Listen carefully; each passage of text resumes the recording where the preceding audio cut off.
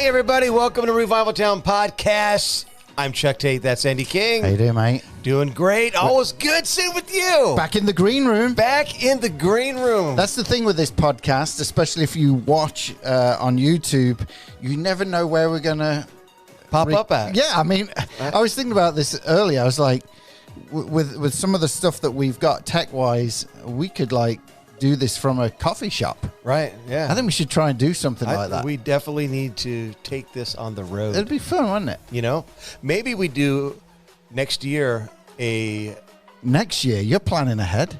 Book tour / podcast tour at the same time. You're looking at your tour for your new book. Yeah.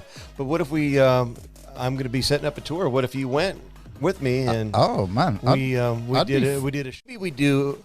Next year, Next year, you're planning ahead. Book tour / podcast next week, maybe. Yeah.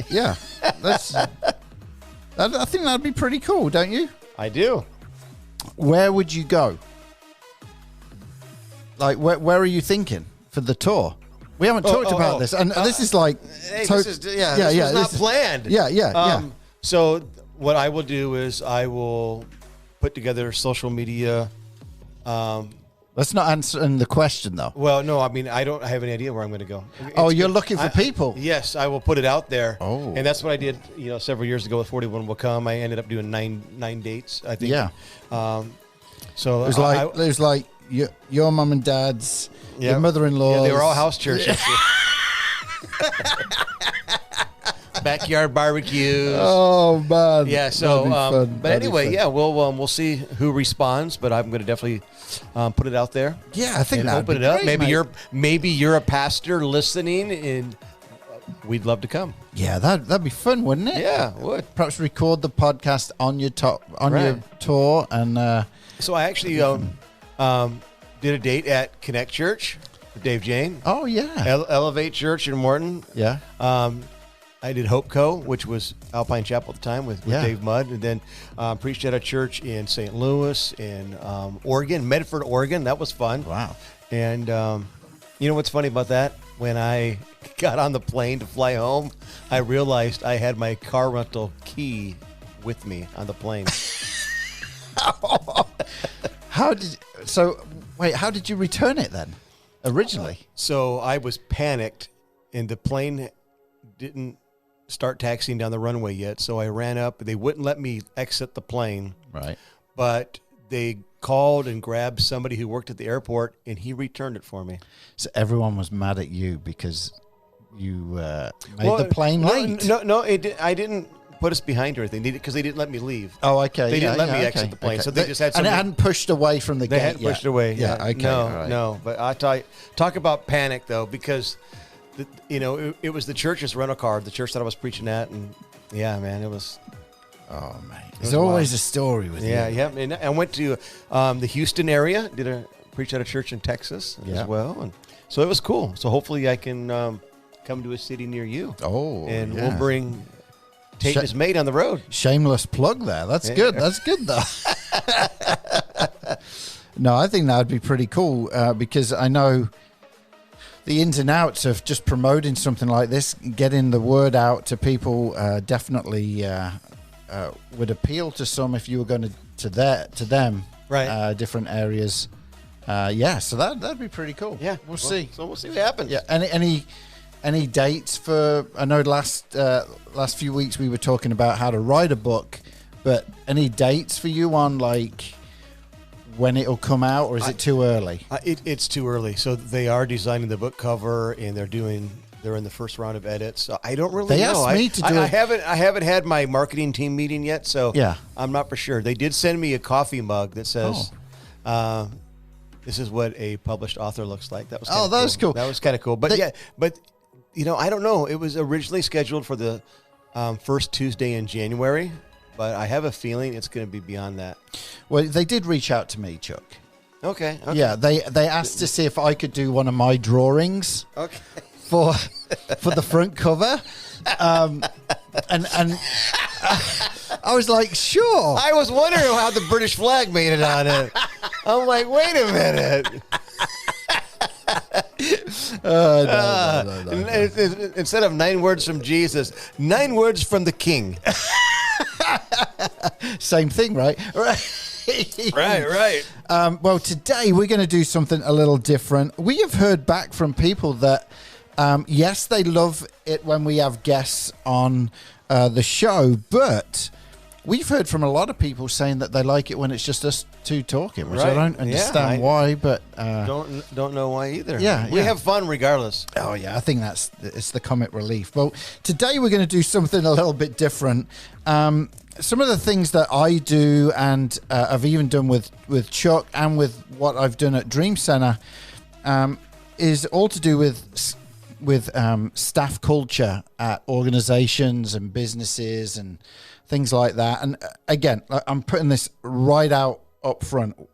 We are not professionals at this at the Dream Center. Like, you know, we have 65 employees and a lot of moving parts. And so with what we're talking about today doesn't mean the Dream Center must have made it, right? Because I don't really feel a church or organization does make it in this area. Well, let's not sell yourself short, because I mean the Dream Center Peoria, we're talking about 8 floors. You have the village, you have the homeless shelter, you have all these different trades and backpack Peoria, you have after school programs, you have mentorship, so many things. You have the store, right? I mean, there is all the mobile, the mobile trucks and stuff. I mean, it's not a small operation, and for that to run effectively, it requires leadership, and it requires culture, right? Staff culture and core values, all those things.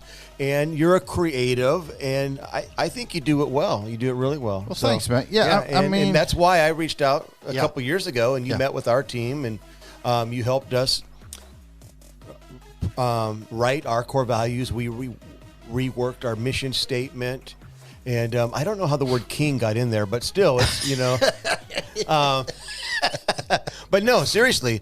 So this is really, really good stuff. I think no matter who's listening, no matter whether it's somebody who is on staff at a church or a lay leader or just a house mom, there's great stuff that can be learned from mission statements and values and things like that. Yeah, what I felt was way back, there was a lot of people on the bus, but they didn't know where they were going when it come to our staff, right?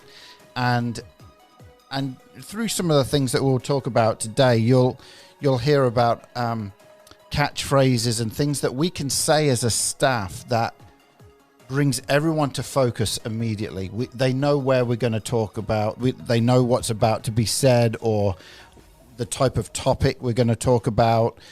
Because of some of the staff values that we have. And so I've seen this worked out with families, even having a family staff value, a core value of the house and things like that. So this isn't just for the nonprofit church business.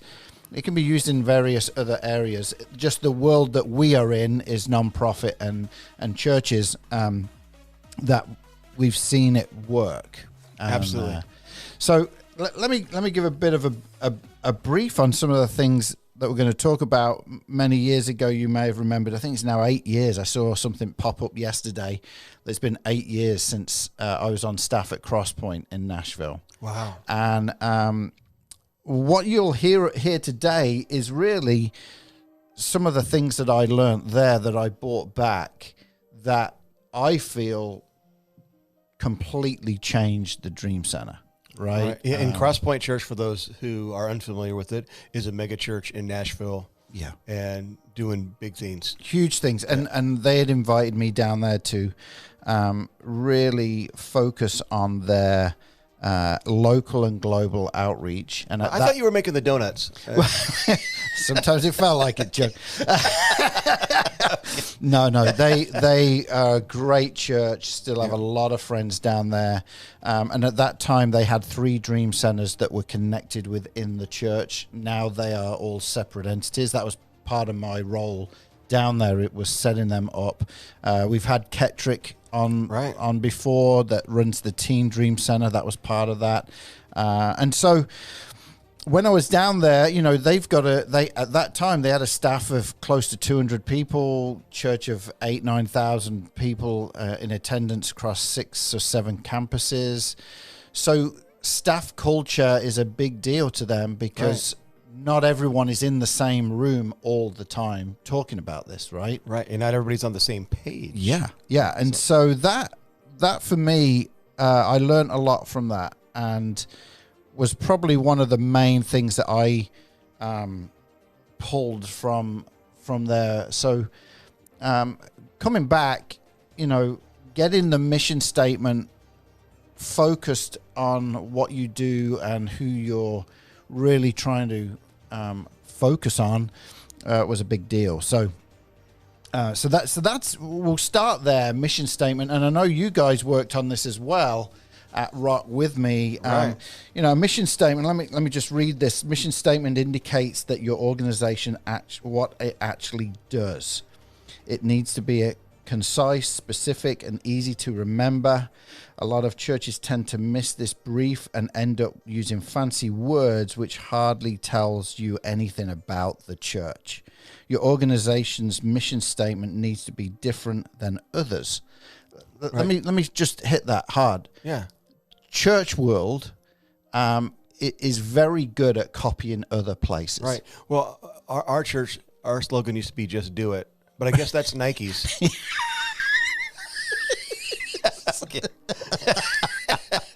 But it's the gospel. Just do it. Yeah, but it's true. Like we look for, like, okay, for instance, for us, when we're looking at getting inspiration, we're not looking at other non-profits.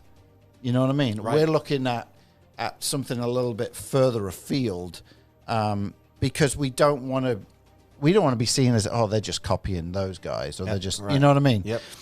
So your mission statement needs to be yours. It identifies really with your organization. Right. Where there's no vision, people perish. They run wild. They cast off restraint. So every pastor and leader who's listening, it's so vital to know what God's called you to do. What has God called your church to do? Yeah. What is your vision? Who are you? Yeah. And that's what, when we sat down with you, we really needed to fine tune that. Yeah, because it gets everyone focused on where they're going. Right. And I mentioned not everybody's always on the same page.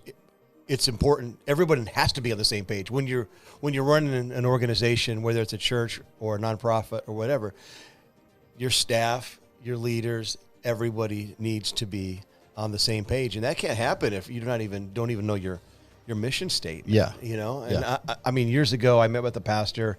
I asked him what their vision was, and he didn't really know.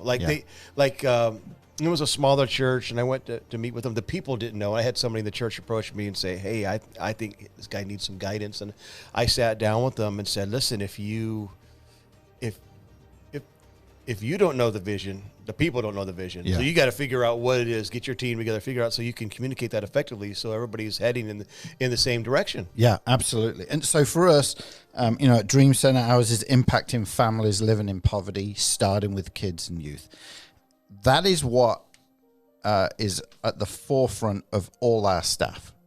Whatever we're doing, we are wanting to impact families living in poverty, starting with kids and youth. Now, what it also does, and this is good for anyone in the nonprofit world, not only does it focus everyone, it also eliminates things.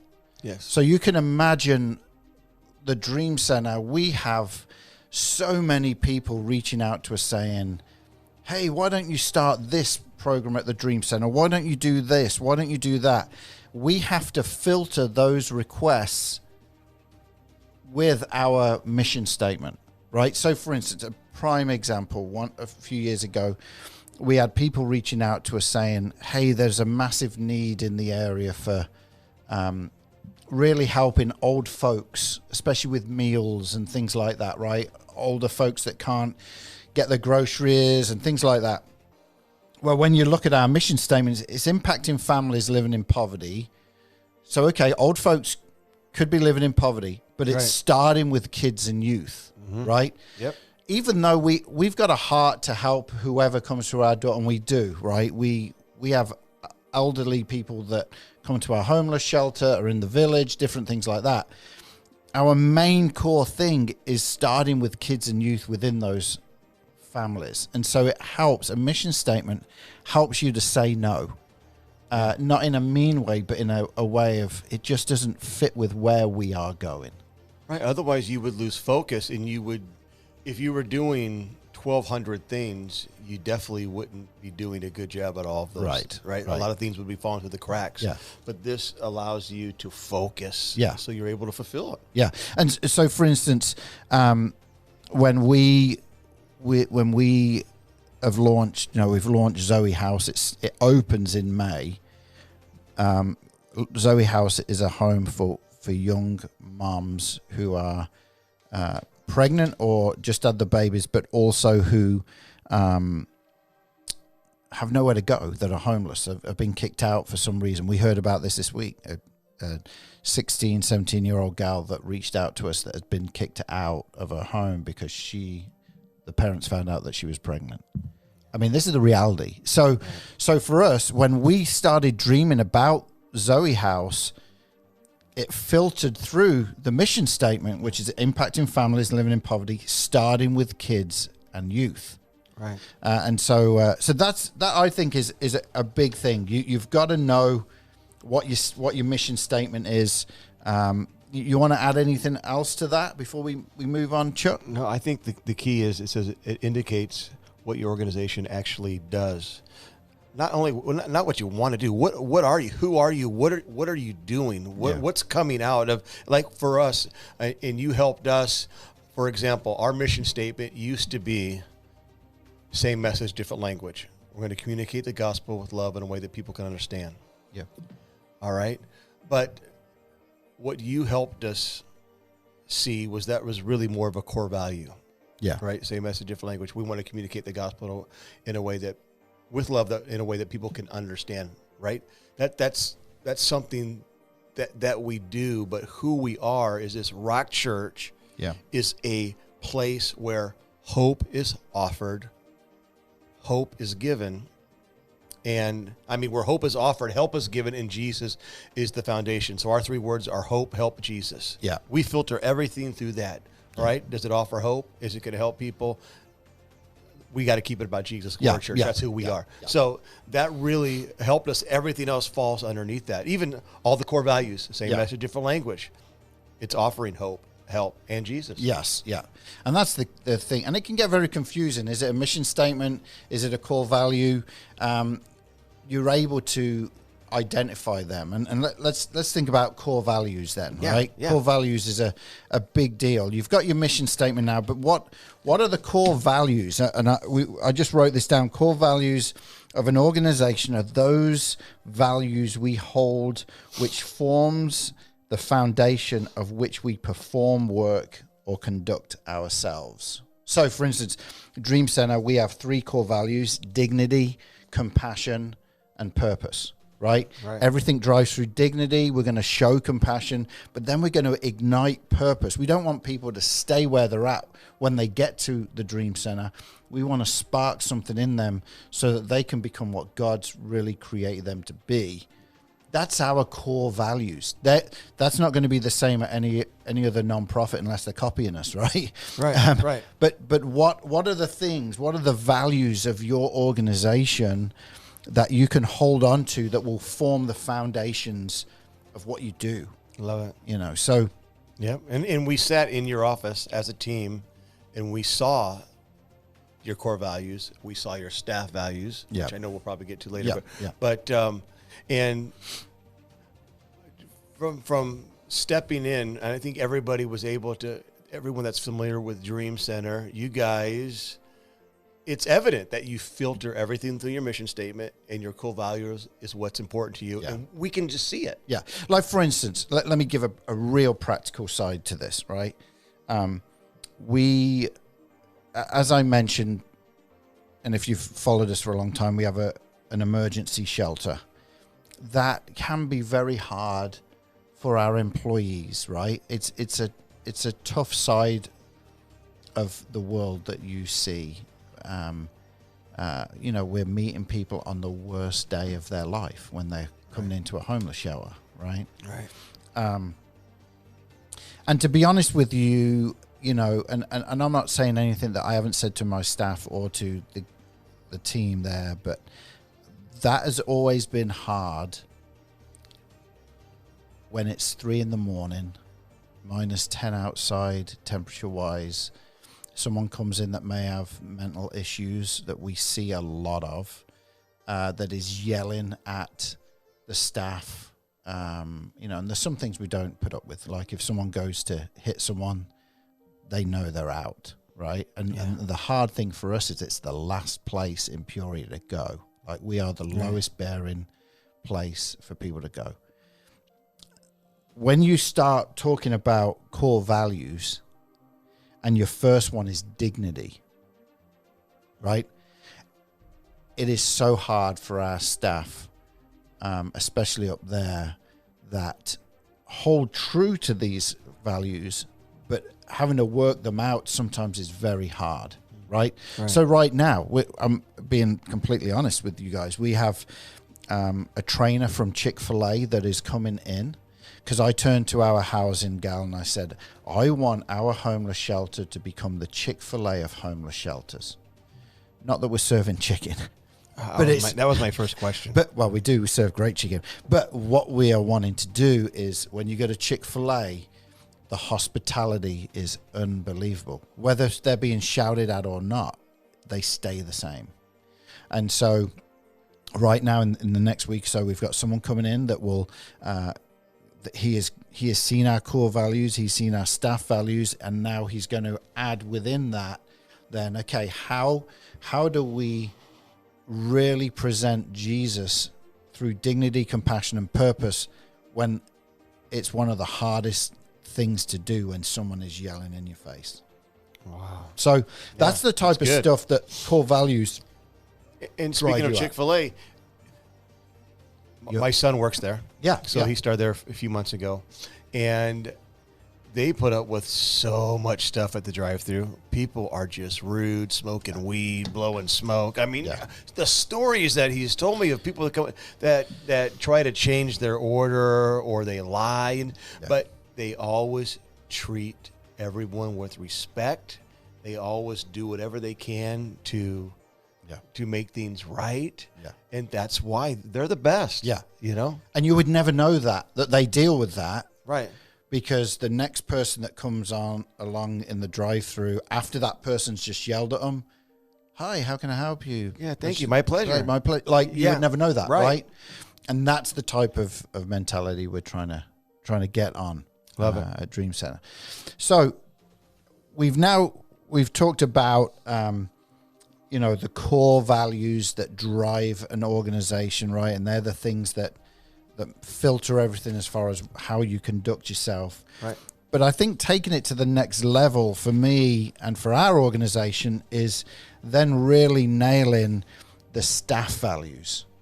And these are things that, let me read what a staff value is. Staff value is an organization, values of an organization are those values we hold which forms the foundation on which we perform. Okay, so everyone is on the same page, right? Right. So let me. It gets a bit. The way we do it, okay, is we have these phrases that everyone knows where the conversation in the staff meeting or the conversation one-on-one is going to go. For instance, if I turn to someone and said, "Get out the boat," me and you would be like, what is he on about? But to our staff, what that basically means is follow Jesus. How is your devotion? How is your Bible reading? That is a core value. It's the first staff value, of what we do, is get out the boat. Spiritual discipline. Yeah. Where are you at? What are you doing? So that's one of the staff values. A few other ones that we've got is use your blinker. use your blinker. So we'll be in a meeting and we'll start talking about use your blinker, which is not blink as in eyes, Chuck, but use your blinker, which talks about communication, right? When you're driving, you start using your blinker before you turn. Right. So we want to be ahead of the curve when it comes to communication. Communication wins. We're committed to being proactive and being honest in our communication. This is with one another and also outside the Dream Center as well. We have another one called Give Ministry Back. And this focuses on if we as a staff are the only ones doing ministry at the Dream Center, we've lost the plot. Giving ministry back means we are going to invite as many people on the journey as possible with regards to volunteers. And we're going to give ministry back to them to do. And we are there really to cheer and champion the volunteer on.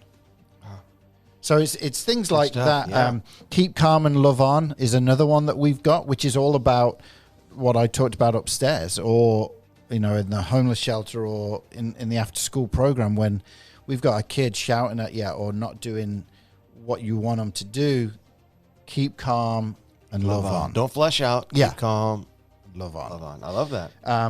Another one is use your megaphone. This is where we encourage the staff to share the stories of what's happening around the building. I thought maybe it's a good thing. You don't want people getting these mixed up, so you got to keep calm. No, I'm using my megaphone. You will not talk to me that way. I will throw you back on the street. Oh, wait, no, I got them mixed up. Got them mixed up there. Sorry, good job. Good job, Chuck. But using the megaphone is huge. That we'll be in a staff meeting and I'll just say, hey, let's use our megaphones right now. What's going on? And people will start talking. And from that, Chuck, we are then able to identify a story that may have happened that we're like, the world needs to know about that. And so our creative team then can then talk after the meeting about how do we get that on camera, or how do we communicate that at our end of year event. That won't happen unless people know how to use their megaphone. So that's a fun one. The next one is work hard, play hard. Work hard, but then we're going to have fun, right? So it's not all work. Not all work. Like this last week, I got Panera in and coffee instead of our team time where we're talking about work and stuff. We just hung out and did life together. You know, we've gone axe throwing at one of those axe throwing places and things like that, you know, over the years. And so just trying to, we've had go-karting. That was a trust building exercise. Right? You had to put an apple on your head. Yeah. Why didn't you come? I was going to use you as an illustration. I love that. And one of our other ones is fill it to the brim. So we'll be in a meeting. I'll be like, we really filled it to the brim, guys. This happened just a few weeks ago with an event we had. And what that is whatever it takes, we as a staff will pour everything into it to fill it to the brim, and then God will bring the overflow, right? So it's a way of encouraging folks, like, hey, you did a good job. Or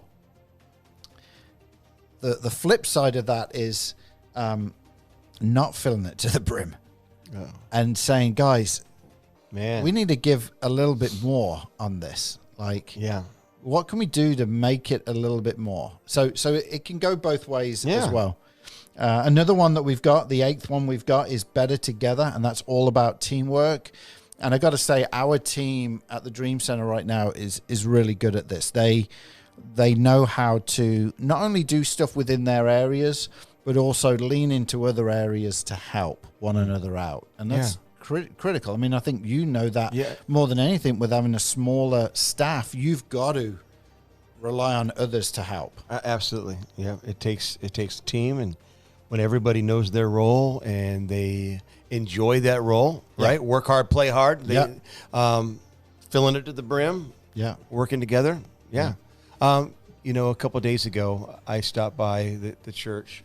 We recorded a podcast, and I had our youth were helping stuff eggs, and it was a big church-wide event, stuffing 10,000 eggs for our Easter egg extravaganza. 10,000 eggs. And I was just telling somebody on our team this morning that, I came in and it felt weird. There were a lot of people I didn't know, and we had new people serving, and we had different leaders and team members, and everybody was working together with this goal to stuff 10,000 eggs, over 1,400 prizes. I mean, it's going to be crazy that we're going to give back to the community. One of our hashtags is 4-309. Yep. Right? And for me, it was refreshing. Okay, I think I'm doing. I didn't know what was going on. Yeah. You know what I mean? But that's because everybody was doing what they're supposed to do.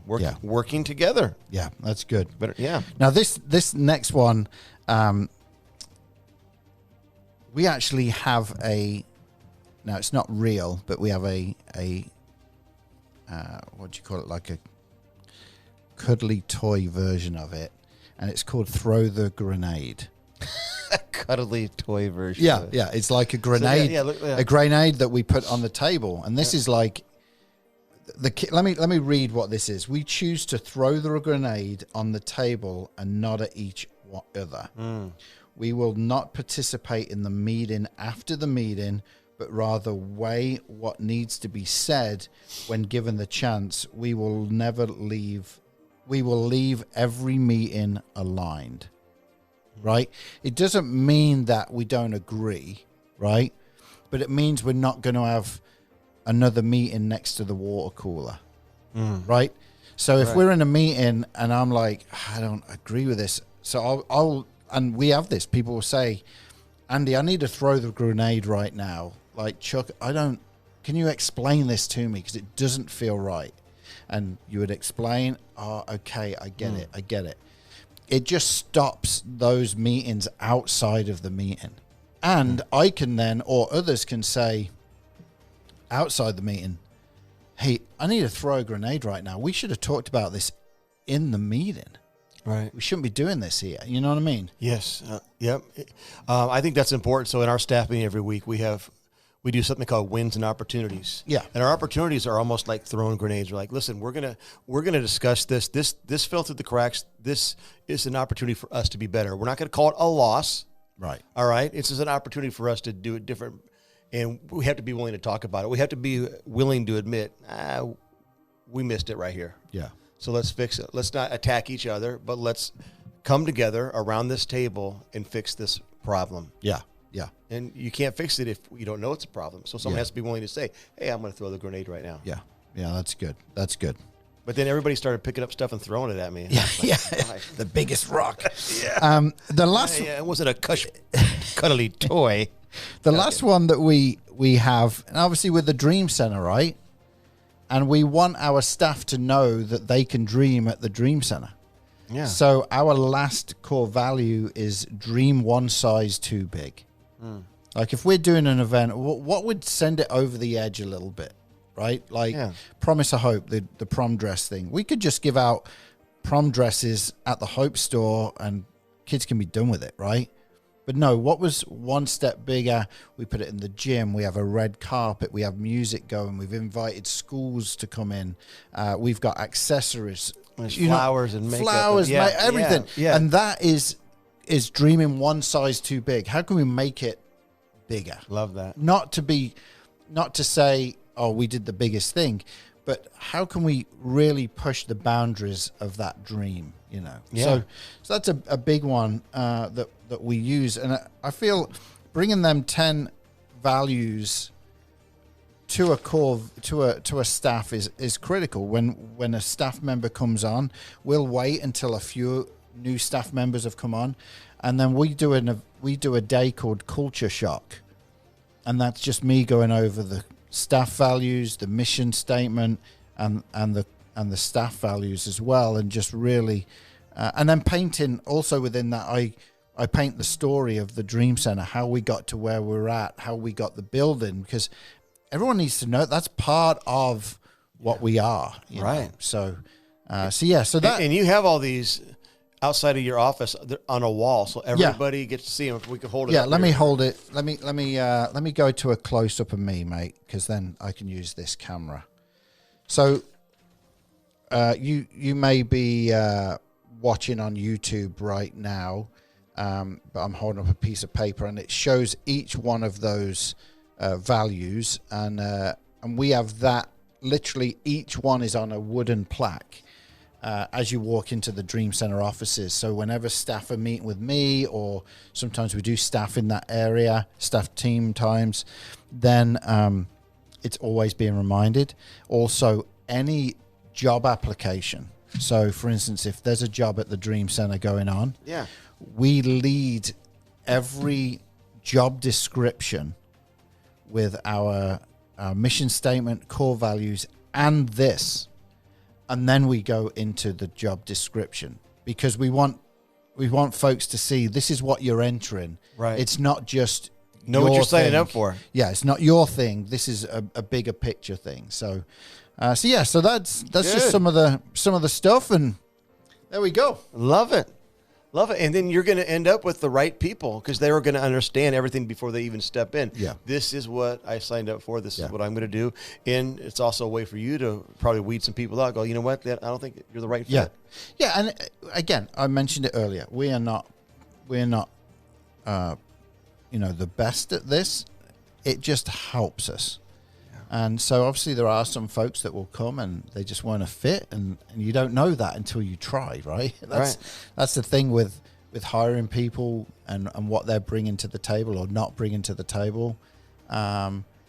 We are not big on firing. I'll be honest with you. We don't fire a lot of people. Now, when it comes to like homeless shelter, stuff like that, and maybe things that happen, we don't put up with some of that. When it comes to dignity, I mean, dignity is where a lot of people get fired because they're not giving people dignity, right? Yeah. But it's very rare. And I think the reason why that is because someone may come to the organization, they may have thought they were going for a certain position, but once they get in there, we see, man, that person has got gift in here or there, or we're able to reposition. If they're open to it. If they're not, then it's a different story. Well, I think when you have a clear mission statement, you have clear core values, you have clear staff values, relationships are going to develop on your team, and it's going to be easier for them to get along and keep the main thing. And I think that's probably why you haven't had to dismiss a lot of people, because you're setting yourself up for success with the things we've talked about today. Yeah, and I joke around with our staff when they come on, and my joking around for some people has turned into legitimate statements. For instance, I always joke around and say, hey, you're coming on staff, I need you to retire with me. And that thought of, you're not here just for 6 months, right? You're like, I want you to retire with me. And there are certain people on our staff, Christy, Robbie, people like that. They've told me, they're like, we're in it for the long haul. Like, we are here till retirement with you, Yeah. And so that's good to know when you're trying to set up programs that are for the long haul. Absolutely. So. Man, well, Revival Town Podcast.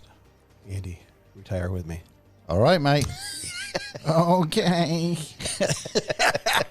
Episode 1270. Today we're going to talk about retirement homes and how to get the right one. My life value is breathe.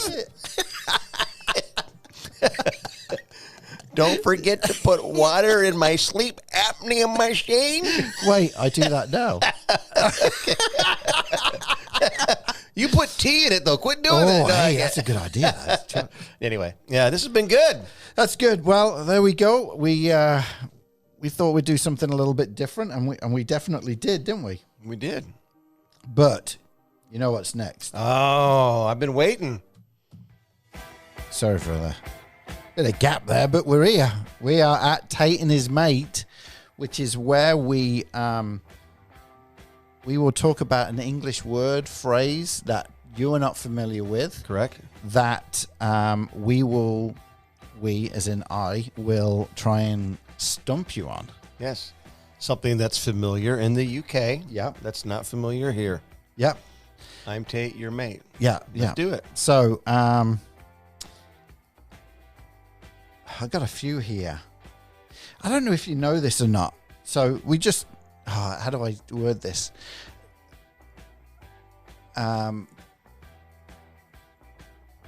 In the afternoon, you're going to get this.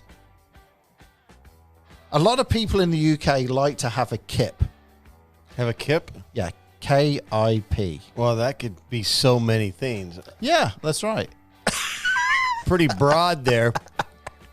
A lot of people in the UK like to have a kip. Yeah. Especially on the weekends when they're not at work. I'm going to say a nap. Oh, look at you. Did I get it? Look at you. Yeah. Oh, I love kip. me a good kip. Yeah. Man, I do a Sunday afternoon kip every week, man. Yeah, a kip. About 4 o'clock.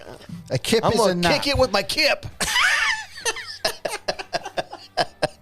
Yeah. I'm going to use that. Yeah, a kip. I'm going to have a Man. kip. Man. No one will know what you're saying. I'm going to make a hat that says Jesus took kips. Oh, Man. look at that. That's good. Come on That's now. good. That's good. That's good. That's good. Yeah, so kip. Make sure you try and use that this week. An English word for taking a nap. All right. All right. Well, hey, we're not going to take a kip. We're going to go get some Chinese food. Oh, I'm going to ride in your new car. Oh, here we go. All right. Let's go. All right. Well, thank you guys for listening to Revival Town today, and we will be back next week. Make sure you're telling people about it. Goodbye. Bye-bye. Thank you for listening to this episode of Revival Town Podcast. Make sure you're following us on social media and remember to subscribe wherever you listen to podcasts. For more information, head on over to revivaltownpodcast.com.